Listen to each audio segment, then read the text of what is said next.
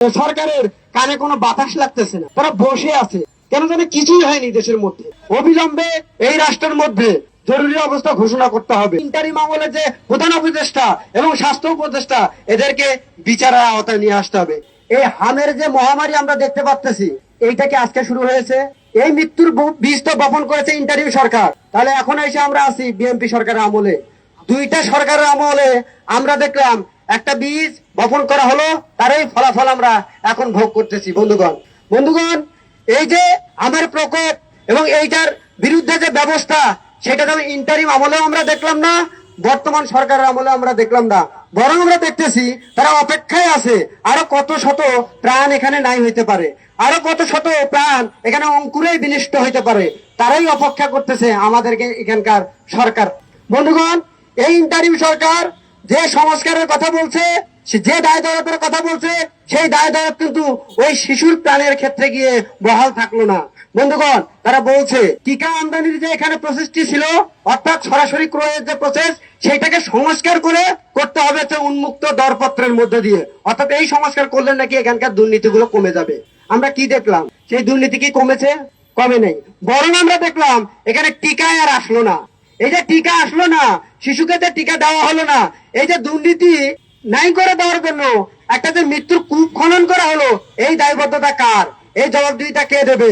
অবশ্যই ইন্টার্নকে এই জবাবদিহিটা দিতে হবে। বন্ধুগণ, আমরা একই সাথে দেখলাম তারা বারবার বলতেছে, হ্যাঁ আমরা সংস্কারটা করেছি, আমরা ভালো করার চেষ্টাটা করেছি, কিন্তু আমলাতান্ত্রিক জটিলতার জন্য আসলে পারা যায়নি। এই জবাবদিহিটা কে দেবে?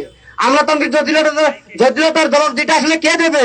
রাষ্ট্রে যারা আছে, সরকারে যারা আছে, এই প্রশাসনে যারা আছে, আমলাতান্ত্রিক জটিলতা কি সাধারণ মানুষের কারণে ঘটতেছে না তো?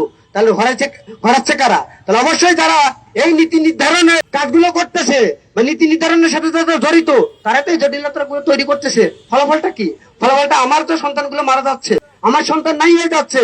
তাহলে এই জবাবদিহিটা যদি আপনারা নাই দিতে পারেন, তাহলে ক্ষমতায় থাকার তো কোনো দরকার নেই আপনাদের। আপনারা যদি এই স্বচ্ছতাটা নাই এস্টাবলিশ করতে পারেন, তাহলে ক্ষমতায় থাকার তো কোনো দরকার নেই। তাহলে ক্ষমতায় আসেন কেন? আপনারা ক্ষমতায় তাহলে মোহটা ত্যাগ করে দেন। আপনাদের দ্বারা তাহলে এটা সম্ভব না। আমরা এইটা কিন্তু খুব স্পষ্ট ভাবে এখানে দেখলাম বন্ধুগণ। একই সাথে আমরা দেখলাম বন্ধুগণ, আমরা যে শিশুকে যে সম্পদ ভাবি, আসলে কি এই রাষ্ট্র আসলে শিশুকে সম্পদ ভাবার কোনো সুযোগ নেই। বরং তারা ভাবতে পারে যে আজকের এই শিশুটা হয়তো তাদের জন্য ভবিষ্যৎ একটা শ্রমিক মাত্র, এর বাইরে তাদের কোনো ভাবনা নাই। বর্তমান সময়ে আমাদের শ্রমিকের অবস্থা কি? তাদের কি জীবনের কোনো নিরাপত্তা আছে? বন্ধুগণ, আমরা যদি একই সময়ে দুইটা চিত্র দেখেছি। এই ঢাকা শহরে একজন লাশ নিয়ে, অর্থাৎ একটা শিশুর লাশ নিয়ে এক পিতা যেমন রাস্তায় রাস্তায় ঘুরে বেড়াচ্ছে, একই সাথে আমরা চিত্র দেখেছি আমাদের ওই শ্রমিকের ঘরে মৃত্যু দেখেছি, ওই চাষার ঘরেও কিন্তু মৃত্যু দেখেছি। তাহলে এই সমাজে তো একটা শ্রমিকেরও নিরাপত্তা নাই। তাহলে অনাগত হবে আগত যারা যে শ্রমিকটা, তার নিরাপত্তা এই রাষ্ট্র কিভাবে দেবে? সে দেওয়ার কিন্তু সেই প্রস্তুতি তার কিন্তু নাই। আমরা এই একটা পরিস্থিতির মধ্যে আসলে দাঁড়িয়ে আছি বন্ধুগণ।